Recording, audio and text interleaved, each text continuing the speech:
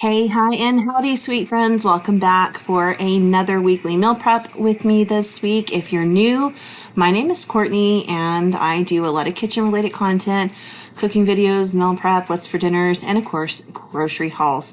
If you're into that, make sure you smash the subscribe button, stick around, drop me a comment to say hi so we can get to know each other.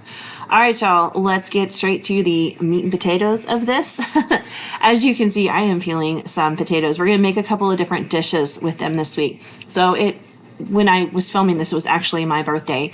And for my birthday weekend, because it was during the week, my husband is going to smoke some burnt ends. It was the first time we ever made them. We're kind of playing around with the recipe and stuff. So next time we make them, I think we've got it down. I will share that with you guys because they did turn out really, really good. There's just a few things I want to change. We also smoked some beef boneless ribs, and they were good too. I prefer bone in, but you kind of have to take what you can get at the grocery store sometimes, and that's what they had, so that's what I bought. But I was making a couple of sides to go with it. My husband and I both really enjoy the Barefoot Contessa's potato salad. I will link her original recipe down below. I always make it a little bit differently every time I make it, just because sometimes I forget ingredients or I'm working with what I have on hand. And then my husband picked up a couple of sides at a local barbecue joint we've been wanting to try. They had jalapeno cream corn, which, by the way, is as fabulous as it sounds. And we tried like their queso, their brisket queso, which was wonderful. So good. And they had a cucumber salad that I'm going to be making here real soon because that was so refreshing and delicious. But anyway, back to these potatoes. So I've got a whole ton of them, as you can see. Part of them are going to be going towards beef and potato burritos I am making for my husband and my oldest because I am taking my two younger kids to visit my parents during the week. And I wanted to make sure my husband and my oldest had some food to eat while we were gone. I did leave a ton of leftovers, of course, but I was also making these beef and potato burritos because I know they love them. So I started off by chopping up the potatoes for that. And I just put those in my skillet. I chop them up, on the smaller side. And I'm going to put a little bit of oil in the pan there, and then I'll season them with some salt and some pepper. Beef and potato burritos are definitely something my household really enjoys. They're super easy. Sometimes I go more the picadillo route, but today it really was just more straight up beef and potatoes. So I'm going to get these guys cooking. I just kind of let them cook in the skillet, start to get a little bit of color and soften. So while they're doing their thing, I'm going to chop up the rest of these potatoes. You can see they're bigger pieces. These are for the potato salad. I always chop my potatoes before I make the potato salad, and I always chop them in much larger pieces. They're ready to go once you drain the water out, and they're going to break down a little bit once you cook them and start mixing in your ingredients. So always make the chunks a little bit bigger than what you want your final product to be. And I'm doing about 2 pounds of potatoes here. That's just what I was working with, and I know we eat a lot of potato salad in my house. So I got those potatoes boiling. You can see the edge of the pot on the stove there.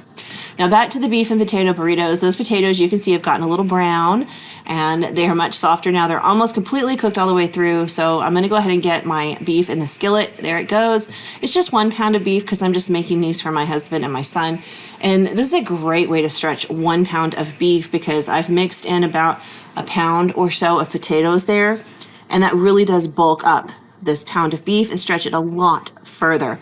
So if you're looking to stretch your meat, even on taco nights, our favorite Mexican place is a fast food joint down here in Texas called Rosa's.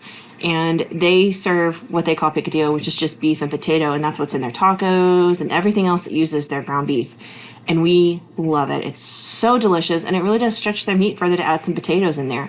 You can also add in some diced onions if you want, but I was feeling a little bit lazy about it today, so we're going to just go with like onion powder and garlic powder. I'll do that here in a minute. Right now you can see I'm breaking up the ground beef so that we can get it started cooking. I want it to develop a little bit of color on that bottom side, so I'm not trying to flip it right now or anything. I'm just kind of breaking it up a bit and getting it started in the cooking process. I am keeping it a little bit separate just while I'm breaking it up because I don't want to mash my potatoes with my meat chopper there. So it's easier if I keep them a little bit separated in the pan. So we're going to go ahead and season. I keep it pretty simple for beef and potato burritos, but you can kind of go with whatever seasoning you're looking for. I do salt, pepper, garlic powder, onion powder, and chili powder. You could add in fresh garlic and onion if you want to, and that's fantastic. I mean, it's going to taste even better. I just really am throwing this together quickly so it's ready for them.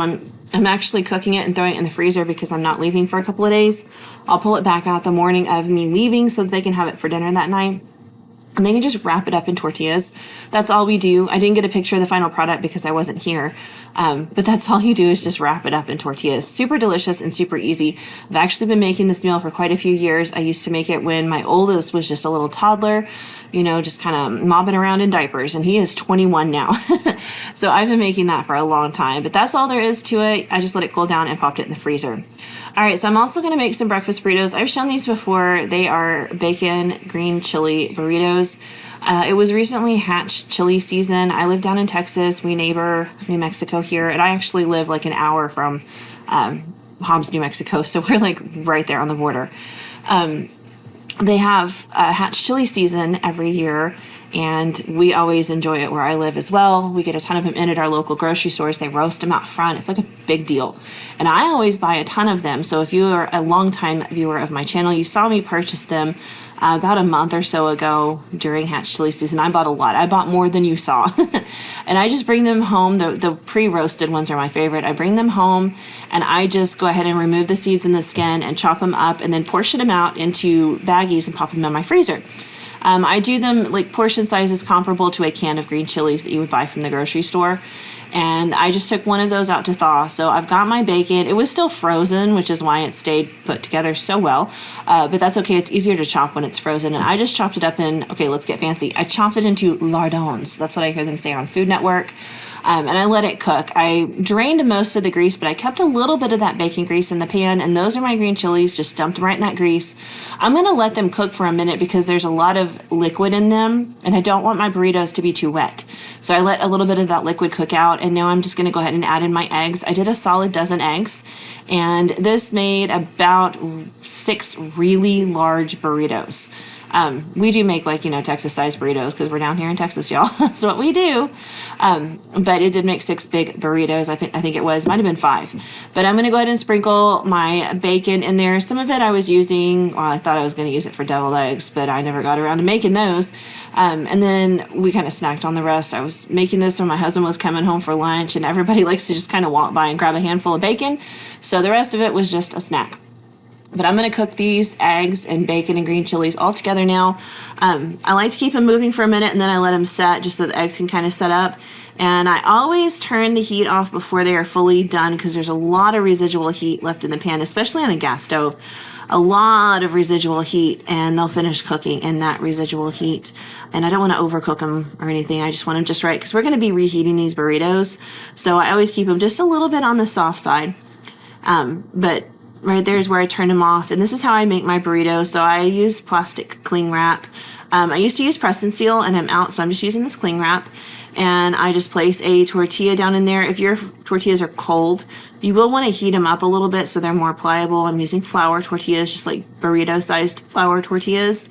And I place one tortilla down, and then I put my filling in. You can add cheese if you want. Typically, I do put cheese in some, but I wasn't feeling it this time, so I did not add any cheese. And then I just roll them up burrito style. If you have not tried green chilies with bacon and eggs, you are missing out. Just get a can of like old El Paso green chilies or something from the store. They're super delicious. You could always roast your own, like just grab some poblanos and roast them out on the grill, and those are super good too. But I mean, for ease, just grab them from the freezer or from the can section at the store. So delicious. Green chilies and bacon are like best friends. It is just a match made in heaven. But here I am rolling up that last burrito now. I just kind of skipped ahead in time there. Y'all don't want to see me wrap every burrito over and over again, but here's the last one. And I do fill them fairly generously, I think.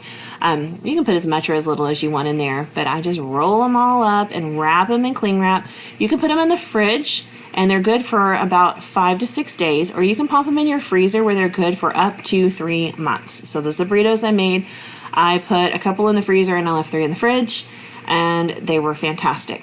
All right, so my potatoes finished boiling while I was doing all that. So in this bowl, I have got some chopped dill pickles, some chopped green onions, and some chopped parsley. That's new. I normally don't add fresh parsley in mine, but I had it, and I was like, well, let's do it because I was trying to remember the full recipe, and I think she put fresh herbs in hers. If not, it's fantastic, so try it. But I will link the Barefoot Contessa, Ina Garten's recipe down below for y'all. So once I have my pickles and my green onions and my parsley in the bowl, I go ahead and add in about 1/2 to 3/4 of a cup of mayonnaise, depending on how wet you want your potato salad.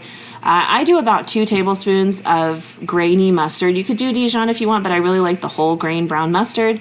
And then I add in dill. I have the freeze-dried dill. I really do like it. You could use fresh. I've used that in the past a number of times as well.